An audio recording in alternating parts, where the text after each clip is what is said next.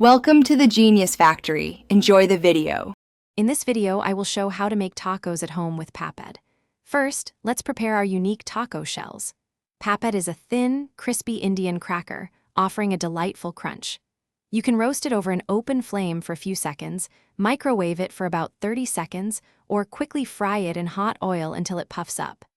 Aim for a light, golden crispness, ensuring it's firm enough to hold your delicious fillings.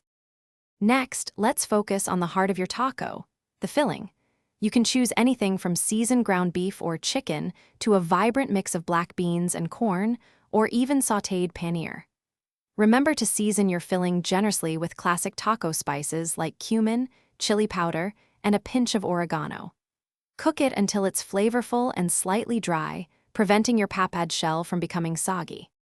Now for the fun part, assembling your delicious papad tacos. While your papad is still slightly warm and pliable, gently fold it in half to create that classic taco shell shape. Then, carefully spoon your prepared filling into the center. Be mindful not to overfill. About 2 to 3 tablespoons of filling per taco is usually perfect. This ensures your papad can hold everything together for a delightful eating experience. Finally, let's add those irresistible finishing touches.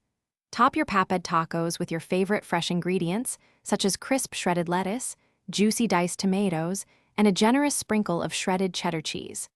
A dollop of cool sour cream, a spoonful of zesty salsa, or a squeeze of fresh lime juice will elevate the flavors even further.